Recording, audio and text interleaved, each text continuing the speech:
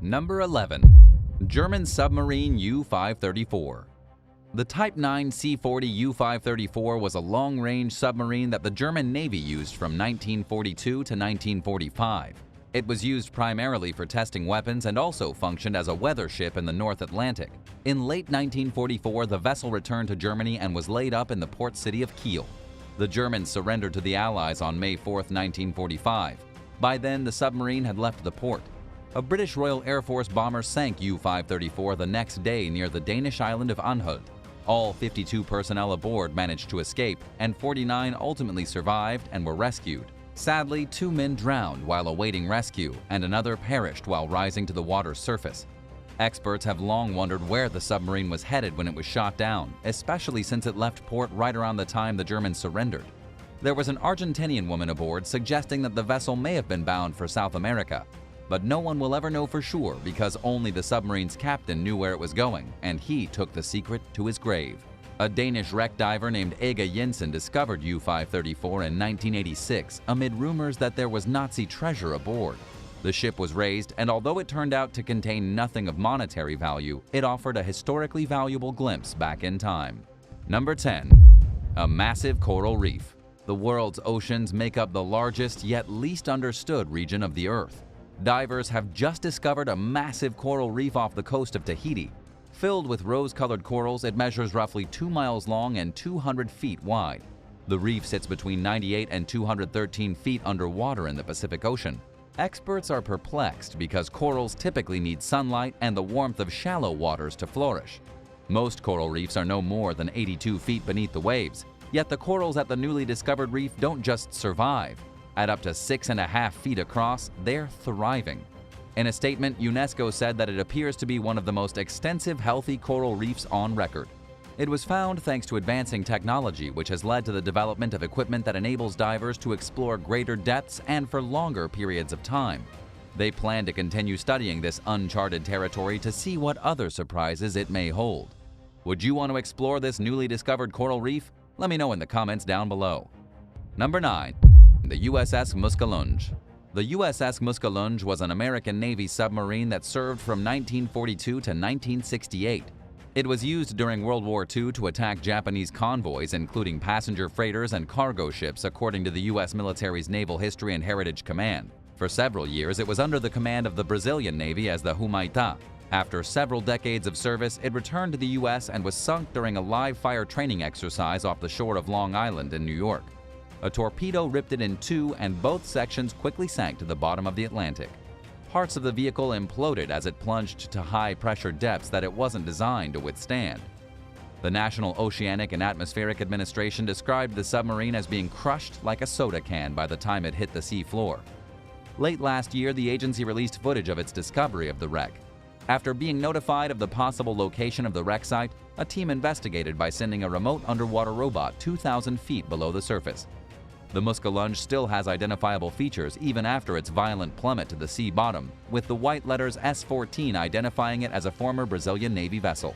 It was discovered as part of a project that aimed to test remotely operated vehicles at various depths. There are an estimated 3 million shipwrecks scattered throughout the world's waterways. This was the first time scientists got the opportunity to visit the Muskal L, and there are countless others waiting to be seen up close. Number 8. A vehicle graveyard. Divers at Lake Whitney near Waco and Fort Worth, Texas found more than a dozen submerged vehicles recently while searching for human remains. Officials received a tip that the body of a man who disappeared 13 years ago might be in the lake, so they sent a team into the water. 2 of the vehicles were in good enough condition to be removed from the lakebed, where they sat between 40 and 65 feet underwater. 6 others were investigated, but were too deteriorated to remove. The Bosque County Sheriff's Office announced the discovery of the cars on social media, but didn't elaborate on whether any of them might belong to the missing man, John Creech.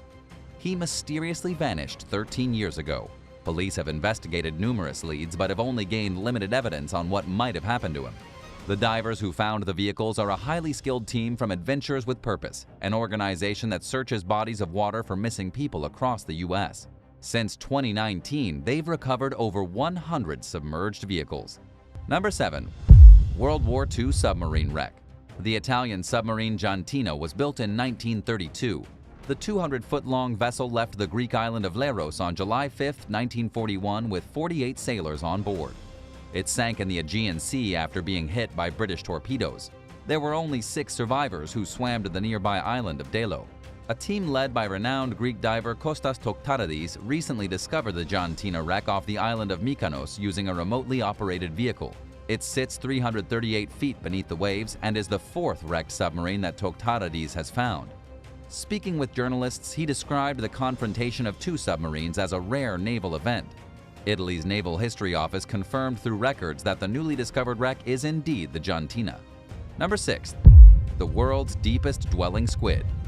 While hunting for the wrecked World War II-era destroyer USS Johnston in the Philippine Sea last year, a team of researchers recorded rare footage of the world's deepest dwelling squid species.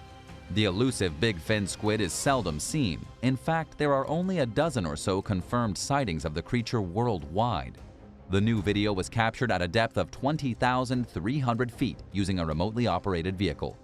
It was seen just above the ocean floor and appeared to be a juvenile. Until now, the deepest ever big-fin squid was spotted at 15,400 feet below the water's surface. In addition to the deep-dwelling squid, the team recorded 4 Dumbo octopuses. It's only the 2nd time the species has been observed so deep, which, according to study co-author Michael Vecchioni, proves that the previous deep-sea sightings of the creature in the Java Trench weren't simply flukes. He explained that the sighting raised some questions, like how big-fin squid and other species survive at depths where the water pressure is 600 times greater than it is at the surface. But even when one mystery leads to another, scientific discoveries are still being made. Number 5. A vast canyon. The Australian icebreaker RSV Nuyina recently embarked on its maiden voyage and made a fascinating discovery along the way. While traveling near East Antarctica in the Southern Ocean, the team detected a 1.2-mile deep canyon. It extends 34 miles from the Vanderford Glacier and is about 6,600 feet wide. Scientists had surveyed the area regularly for some time, but it was the first time anyone noticed the canyon. At one point in history, it was 37 miles longer than it is now. The trench is slowly moving away from the Vanderford Glacier, but it serves as evidence of how big the glacier may have been tens of thousands of years ago, according to voyage leader Lloyd Simmons, who spoke with the local news station. While sailing through an area with limited mapping, the team used echo sounders to map the ocean floor. The technology measures the depth of the seabed by sending out beams and measures how long it takes for them to echo back. Scientists will use the new data to study the impacts the trench may be having on climate change. What do you think these kinds of discoveries mean for science? Are there other hidden seafloor features? Tell me your thoughts in the comments and make sure to like and subscribe as well. Number 4. Foreign spy devices. 11 fishermen in China's East Jiangsu province were recently rewarded by the government for capturing 10 suspicious foreign spying devices in the country's waters. The devices, which have all been found since 2020, appear to be equipped with spy technology. They were all manufactured in other countries and had various functions installed, including underwater investigation, identification, and theft. For understandable reasons, the devices are seen as a threat to Chinese national security, which is why the fishermen who found them are being praised for their seemingly heroic actions. It was reported that it's becoming increasingly common for citizens to discover suspicious devices in China's territorial waters and to turn them over to authorities for further examination. Internet users who commented on stories about the discoveries were overwhelmingly in favor of protecting national security, demonstrating their widespread belief that it's important to act in their country's best interests. Since 2016, officials in Jiangsu have been holding annual conferences to reward fishermen for finding spy devices. The conferences aim not only to compensate citizens for a job well done, but to raise awareness among fishermen about how they can help keep China safe from spies. As international relations between China and other countries have become more complex in recent years, there's been a noticeable uptick in the presence of spy technology, according to national security expert Li Wei. To combat the perceived heightened intrusiveness, the government has stepped up its rewards program for reporting threats. The cash payouts run as high as $78,732. Number 3. The world's deepest shipwreck. The U.S. Navy destroyer USS Johnston sank to the bottom of the Philippine Sea during the Battle of Leyte Gulf in October 1944. The 377-foot-long vessel was finally rediscovered in 2019. It sits 21,325 feet beneath the waves, making it the deepest shipwreck ever found. Earlier this year, an exploration team descended nearly 4 miles to the sea floor on the deepest shipwreck dive in history. Over the course of 2 8-hour dives, they located and surveyed the front 2/3 of the wreck. The researchers found that its hull number 577 is still visible. Several fixtures remain in place, including gun turrets, twin torpedo racks, and numerous gun mounts.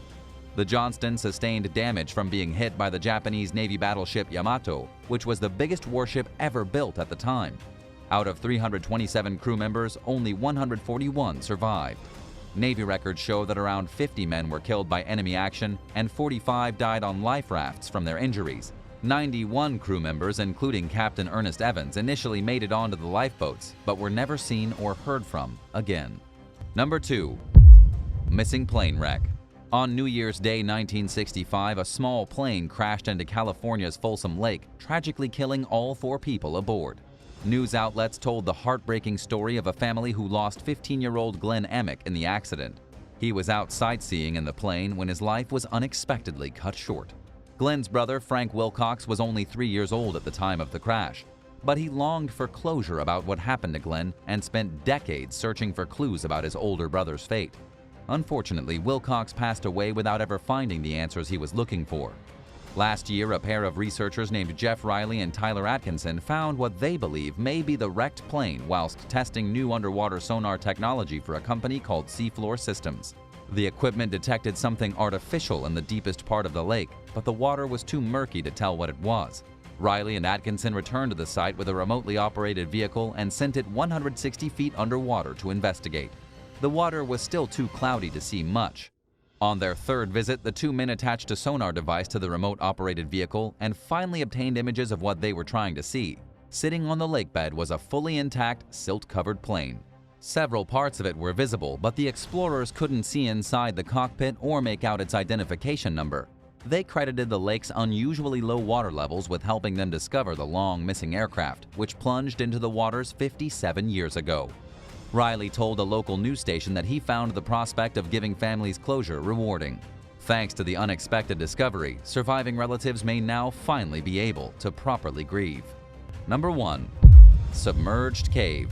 There's a spring at Roaring River State Park in Missouri that until recently was thought to be 224 feet deep, but a team of divers made a shocking discovery last year while filming and mapping the spring. They ventured where nobody else had ever gone, descending around 250 feet underwater and even deeper into an unexplored cave system. The divers were able to go 344 feet down and dropped a weight to 365 feet. Lead diver Mike Young told newspapers that the visibility was phenomenal. The cave system appears to be enormous. In the past, dive teams could only go to a certain depth because they lacked the technology to go further. They also encountered a narrow restriction that prevented them from going any deeper than 224 feet. The divers who discovered the cave system managed to get past the restriction and traveled hundreds of feet past what was considered once the bottom of the spring. Little by little, they plan to continue exploring it. Number 9. McDermotts Castle. Deep in County Roscommon, Ireland, on a small island in the middle of Lough Key, a 12th century castle sits in ruins. It was originally occupied by the McDermott family, who lived there for over 400 years. According to local legend, a young family member named Una Bon fell in love with a local boy from a lower class. Her father disapproved of the romance, so he put Una on the island to stop the young lovers from seeing each other. The boy began swimming to Una, but the visits were short-lived. He drowned, bringing the relationship to an abrupt end. Una eventually perished from her grief, and the two were allegedly buried side by side on the property.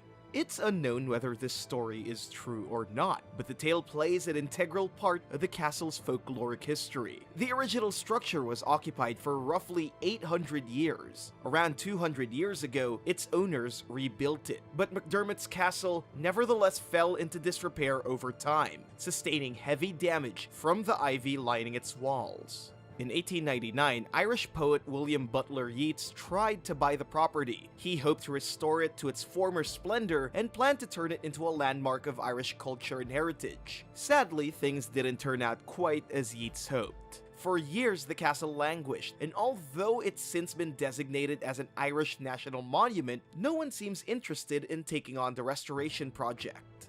Number 8. Anadir.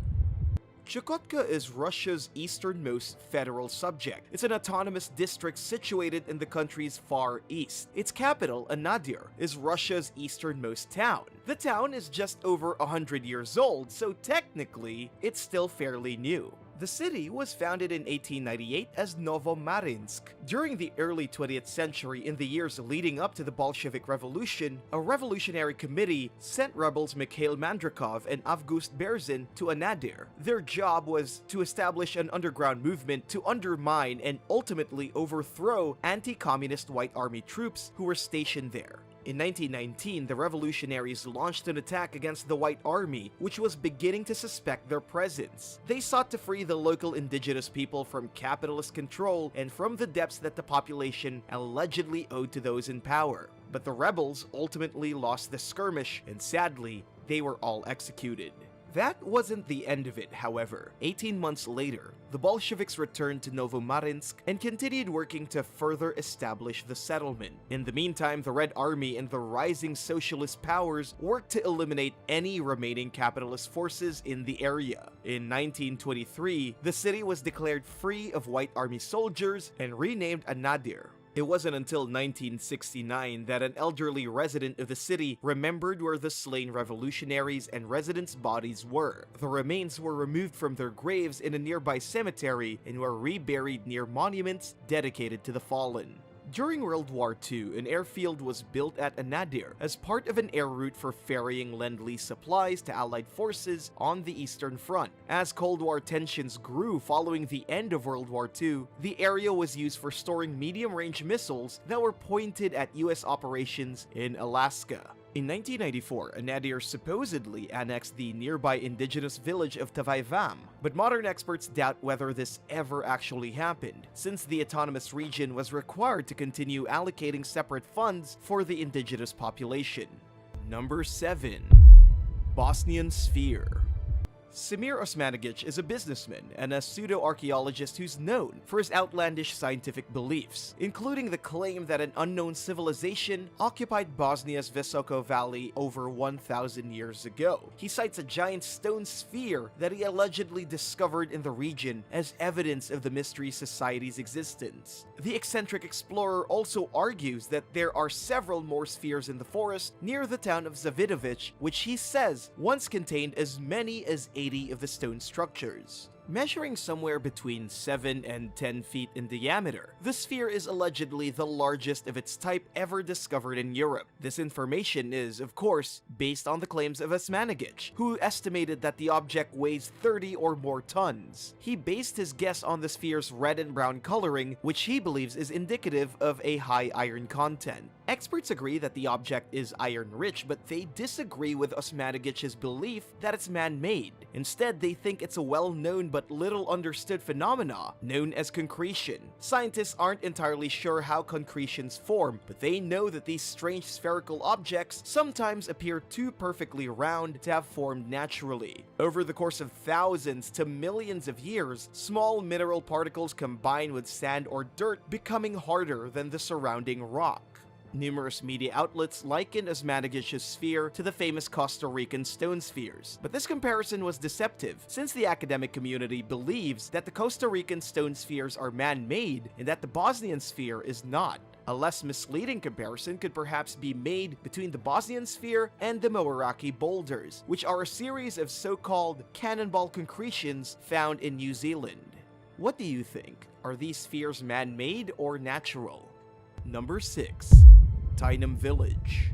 The sparsely populated countryside of southern England is home to an ancient settlement called Tinam. Nicknamed Dorset's Lost Village, the former civil parish is located near the shoreline in a secluded valley. Evidence of human habitation at the site dates at least as far back as the Roman era and the Iron Age. People lived in the area until 1943, when the British government's War Office evacuated 225 residents so that the military could use the land as a firing range and training ground. Displaced residents were reassured that they would eventually be able to return to their homes, but they were never allowed back. After World War II ended, the military remained on the property. It's still used as a training ground to this day, and Tinam is a ghost town.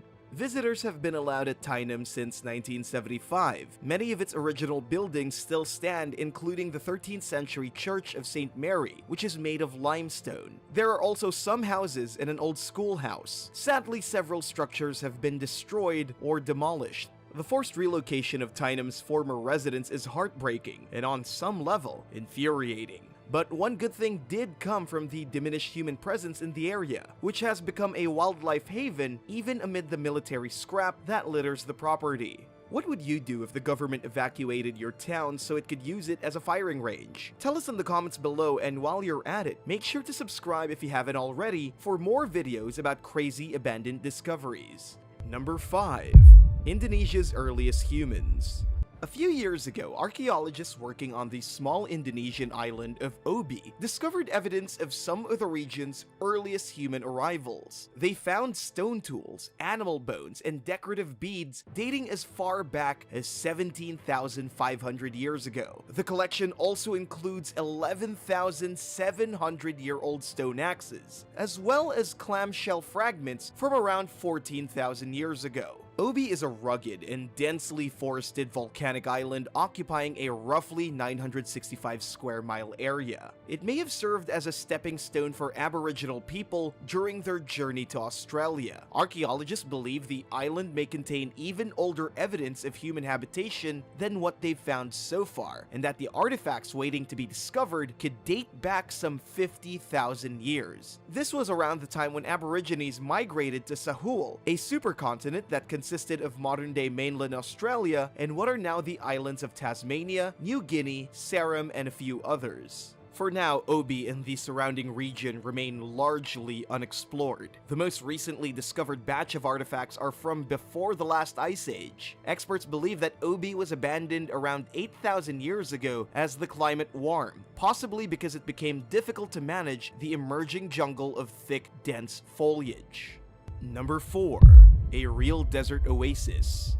Deep in the Sahara Desert in southwestern Libya's Fezzan region, there's a dormant volcano or caldera known as Wa'an Namus, or Oasis of Mosquitoes. It's roughly 2.5 miles wide and 330 feet deep and surrounded by a 6 to 12 mile wide deposit of dark ash that contrasts against the surrounding yellow desert. There's a nearly 400-foot cinder cone on the floor of the extinct volcanic crater, as well as 3 vivid salt lakes and some smaller bodies of water surrounded by palms, reeds, and other vegetation.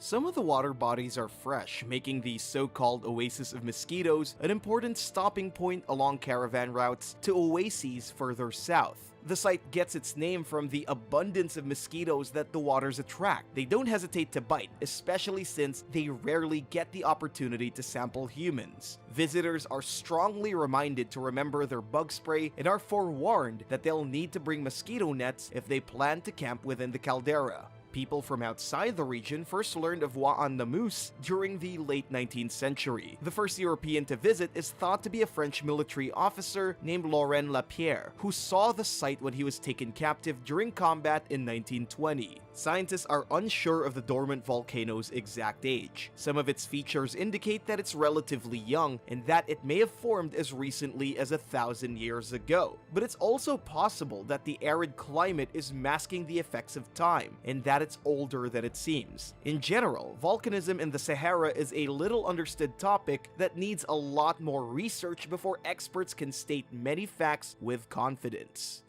Number 3. Fort Boal.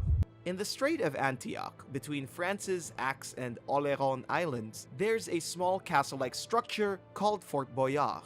It was built after King Louis XIV proposed the idea of a fort in the middle of the water during the 17th century. He suggested placing it off the coast of western France as a way to protect the country amid ongoing disputes with England, but the project proved to be too costly and the plans were abandoned. Construction resumed in 1801 under Napoleon Bonaparte, but soon proved disastrous as changing tides made it impossible for workers to set the foundational stones. Nonetheless, the building continued until 1809, when the project was paused. It remained on hold until 1830, when Louis Philippe became the King of France. Fort Boal was finally finished in 1858, over a century and a half after the idea was originally conceived. Ironically, by then it was no longer strategically useful. Cannon technology had improved enough for France to defend itself from the mainland, rendering the fort obsolete. The completed structure measures 330 feet by 160 feet. It is 66 feet tall. The ground floor consists of food storage and sleeping quarters for 250 occupants. Weapons and ammunition were kept on the upper levels.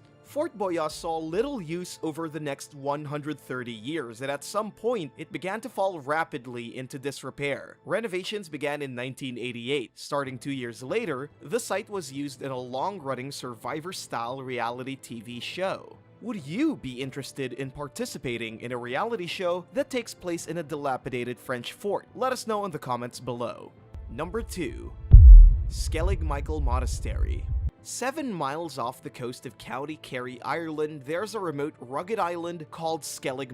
It's considered one of the country's most unique destinations, in part because it's home to an ancient monastery that was established back during the 6th century. Perched on a cliff 600 feet above sea level, the monastery was first mentioned in an 8th century chronicle of Ireland's history called the Annals of Innisfallen. Vikings began attacking the site in the year 824. Then, sometime during the 11th century, a church dedicated to Saint Michael the Archangel was built there. The site also contains 2 oratories, a cemetery, several crosses, and 6 stone beehive-shaped huts. There were no more than 12 monks and 1 abbot living at the Skellig at any given time. The site was continuously inhabited until sometime during the 12th or 13th century. On the other side of the island, there's a 9th century hermitage filled with cells and platforms that were once used by monks who dedicated themselves fully to their worship by living in complete isolation. The island is open to tourists and can be reached via a 1-hour boat ride, but it often involves traveling through some pretty rough waters. It is not ideal for the easily frightened or seasick. Number 1. The Saltman of Iran. Around 300 AD, more than 1700 years ago, in what is now Iran, a group of men were crushed to death when the roof of the mine they were working in collapsed. Their remains were finally discovered in 1993, when miners at the modern-day Cherabad salt mine in Zanjan province found the first body. It belonged to a man who sported long flowing white hair and a gold earring. His remains didn't look nearly as old as they were proven to be through radiocarbon dating. Experts believe that the dry environment helped to preserve the body, while the surrounding salt sucked moisture out of his skin, naturally mummifying the man. 5 more so-called saltmen have been discovered since then. The second mummy was found in 2004, just 50 feet from where the first one appeared. 2 more saltmen were found the following year in 2005. The last 2 were discovered in 2007, and one of them actually turned out to be a woman, much to the surprise of the experts. Mining came to an end at the site in 2008. The same year, the property was declared an archaeological site, making it available to researchers for the first time. They've learned a lot from the mummies, some of which are so incredibly well preserved, their internal organs remained intact upon discovery. One man's stomach even contained tapeworm eggs, indicating that he ate a lot of raw and undercooked meat. The salt helped to preserve other artifacts, including a leather boot with a foot inside, some iron knives, a pant leg, a silver needle, a sling, a leather rope, pottery shards, textile fragments, a walnut, and more. 4 of the 6 mummies are currently on display in the exact positions they were found in at the Archaeology Museum in Zanjan. Number 9. Speedy tank delivery. The Cold War presented a whole new set of hypothetical challenges to the US military, including the possible need to deliver masses of troops to front lines in a hurry. And they had to be ready to do this without knowing exactly where the front lines would be. Experts identified a handful of so-called potential flashpoints that had a light military presence but would need backup if things got violent with an enemy. To fill this gap, so to speak, the plan was to rush airborne soldiers and Marines where they were needed. In the meantime, follow-on forces would be deployed and would arrive in the following days. To ensure speedy delivery, the Air Force was equipped with C-130 Hercules cargo planes that were capable of dropping tanks and heavy equipment while flying just a few feet above the ground at 150 miles per hour. In places where planes couldn't safely land or take off, the low-altitude parachute extraction system was employed. It was used in several battles during the Vietnam War following its development in 1964. Now, typically, tanks are no longer dropped from planes, but it does happen occasionally. One example is the Stryker Armored Personnel Carrier, which is sometimes dropped in Alaska. Number 8. Cold water conditioning. Anyone who wants to become a Navy SEAL will have to complete something called cold water conditioning. It's part of a special training regimen that all aspiring SEALs undergo, known as Basic Underwater Demolition SEAL or BUDS training. Nicknamed surf torture, it's about as insufferable as it sounds. BUDS is one of the most physically demanding training programs in the entire world. One of its main requirements is to become accustomed to uncomfortably cold and dangerous temperatures. During surf torture, candidates are required to lie on their back in about 6 inches of water with their arms linked. They have to stay this way for an undetermined amount of time. This exercise takes place at Silver Strand Beach in San Diego, which is infamous for its chilly nighttime breezes. Instructors monitor participants using hypothermia charts and core temperature scans, just in case. But the true test comes when trainees are required to exit the water and must stand facing the ocean in their wet clothes for yet another undetermined length of time. This is obviously a major physical challenge that pushes the human body to its limits, but it's also just as much as a test of mental strength and endurance. It's beyond intense to say the least. Number 7. Winter combat training.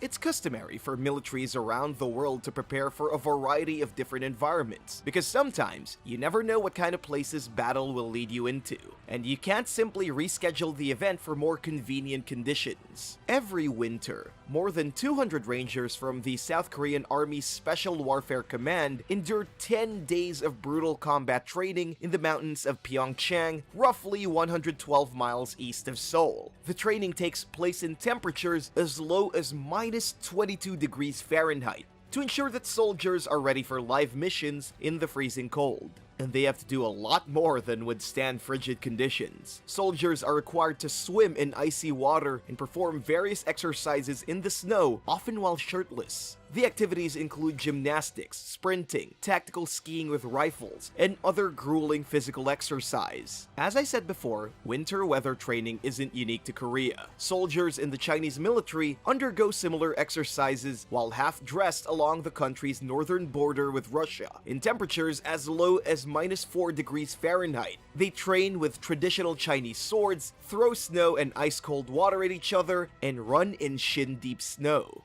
In recent years, the US Marines have stepped up their winter weather training in response to mounting prospects of warfare against Russia, North Korea, and China. The training takes place roughly 8,000 feet above sea level at the Marine Mountain Warfare Training Center in the Sierra Nevada mountains. The soldiers, many of whom have never experienced snow in their lives, participate in mock battles and other training in unforgiving conditions such as chest-deep snow, thin air, blizzards, and this probably goes without saying, below freezing temperatures. Number 6. Battle Stations 21. The missile destroyer USS Traer in Great Lakes, Illinois has never been deployed, used in combat, or even gone to sea. Instead, the 210-foot-long Navy vessel is used for Battle Stations 21, a live immersive training simulation that prepares soldiers for disasters at sea. 38,000 recruits undergo the program every year. Engineers deliberately sink the ship in a series of crises based on real-life events, while soldiers fight to save it during the 12-hour challenge, which happens overnight. This is the final portion of the basic training that recruits must complete to become sailors. The test exposes participants to the sights, sounds, and smells they would encounter during an emergency at sea, including fire, thick smoke, flooding, bursted pipes, alarms, broken and twisted wood and metal, debris, and even a breeze and seagulls. Eerily lifelike mannequins representing injured fellow sailors groan in pain and discomfort throughout the exercise. Recruits must rescue the mannequins and save heavy rounds of ammunition while effectively and efficiently responding to everything else around them that's going wrong. They're graded based on the responses to their circumstances. Do you think you'd have what it takes to pass Battle Stations 21 or any of the other crazy exercises on today's list? Let us know in the comments below, but first, be sure to subscribe. Number 5. U.S. Marine Corps Scout Sniper School. U.S. Marine Corps snipers are world famous for their extraordinary sharpshooting skills. To achieve this elite title, they undergo rigorous training with requirements that extend far beyond being a skilled shot. There are less than 300 active U.S. Marine Corps snipers at any given time. Many candidates fail the training. The minimum requirements to even be considered for the program include superior intelligence and decision-making skills, near perfect physical fitness, and expert rifle skills. The highly demanding 2-month course comes with both classroom and physical training, including daily practice on the firing range, where recruits learn to shoot targets as far as 3,000 feet away. Superior marksmanship requires a second-nature understanding of complex ballistics principles. In other words, it's something that the average person just doesn't get. It's something that a person either picks up on naturally or not at all. In addition to that, students must master a plethora of other skills, including land navigation, observation, and stalking. Speaking with the Department of Defense in 2019, Instructor Sergeant Brandon Chu explained in his own words that as a scout sniper, we're going to be constantly tired, fatigued, dehydrated, probably cold, for sure wet, and always hungry. He also said that recruits must consistently perform well from day one of their training, or they will fail the course. A scout sniper must be ready for extremely uncomfortable and dangerous situations, such as lying outdoors in the same position for hours or days at a time while observing and/or hiding from the enemy. One major test entails stalking 3,281 feet down a grassy open range without being seen by instructors who are perched nearby with scopes. At the same time, the participant must also elude foot soldiers, whose sole task is to find the sniper. A candidate can only fail this test a certain number of times before they wash out of the program. Number 4. Belarus Special Forces Training.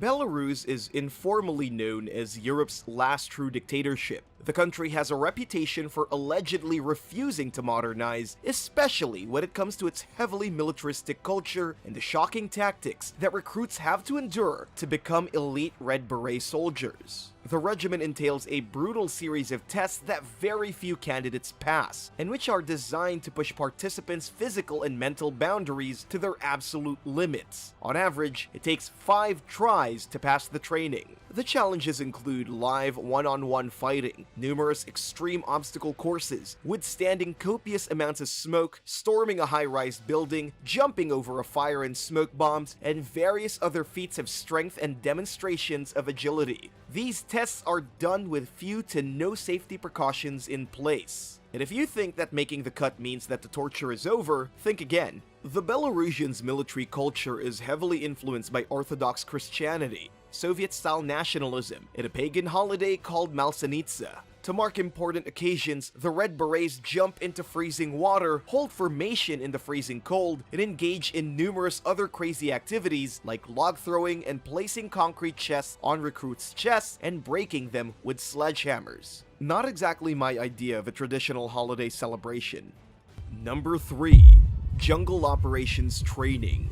Only 60 to 70% of the trainees who enter the US Army 25th Infantry Division's 20-day jungle operations training course make it all the way through. The rest end up dropping out. The program takes place on the Hawaiian island of Oahu at the Schofield Barracks. It became fully operational in 2013. It is the first training regiment of its type after the Army took a decades-long hiatus from any focus on jungle warfare preparation. In fact, so much time had passed since the Army had last operated a jungle training program, JOTC instructors in training had to basically learn the curriculum from scratch by using old training manuals and attending jungle military schools in tropical places like Brazil and Brunei. JOTC trainees spend the entire course in the jungle, where even those in top-notch physical shape face extraordinary challenges from their surroundings. The terrain is steep and rugged, and as course instructor Captain Matthew Jones pointed out, if you get wet the first day, you'll be wet for the next 5 days.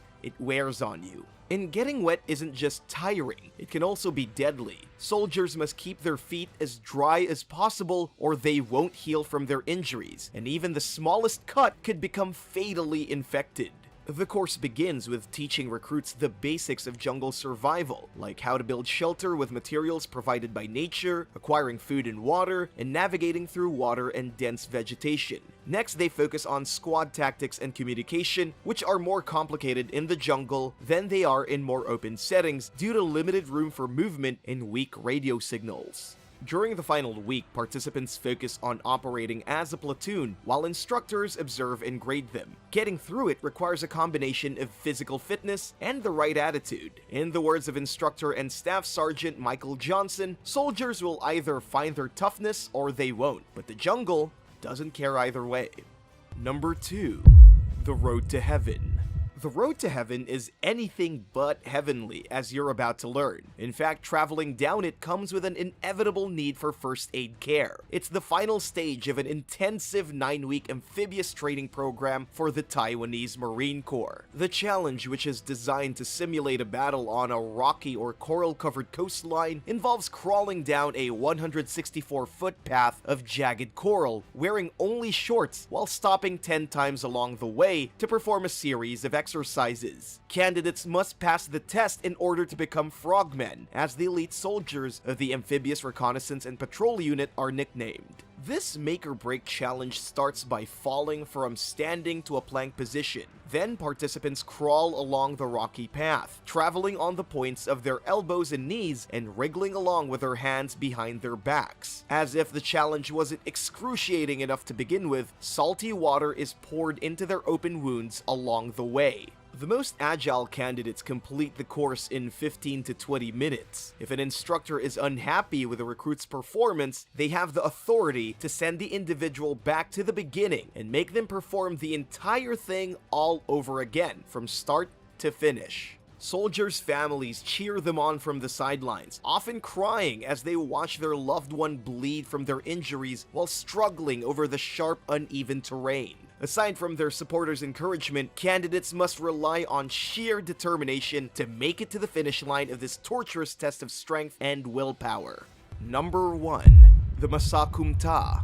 In order to become a combat soldier for the Israeli Defense Forces, recruits are required to complete an overnight trek called the Masak Kumta or Beret March. It can be anywhere from 20 to 57 miles long. The first step to becoming an IDF combat soldier is to get through basic training, which lasts for 4 months and ends with a march and a swearing-in ceremony. Then recruits move on to advanced training, where they're assigned to a brigade. They train from anywhere from 4 months to a year, depending on the needs of their unit. At the end of their advanced training, recruits must complete the Masak Kumta, which comes after a slightly less grueling preparation march called the Makin Masak Kumta. Participants walk silently and side by side in 2 single-file lines, traveling at a brisk pace of somewhere between 3.7 and 6.7 miles per hour. Along the way, they trek up many steep inclines. Each soldier wears full battle gear throughout the entire journey. This includes their weapon, vest, water packs, stretchers, and more.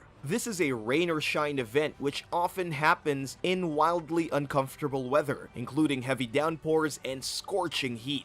After finishing the march, the participants attend a ceremony where they receive their unit's distinctly colored beret. They are now officially IDF combat soldiers. In addition to being a test of commitment, the Masak Kumta measures a soldier's readiness for battle. The philosophy behind the march is that combat can happen in locations and circumstances that require soldiers to travel long distances on foot, so they need to be prepared for this and other possibilities that warrant a unit of physically fit, highly trained troops who also have what it takes mentally to endure extremely uncomfortable conditions. Thanks for watching. If you'd like to learn about more crazy military exercises, let us know in the comments below, and don't forget to subscribe for more videos like these. See you next time. Bye!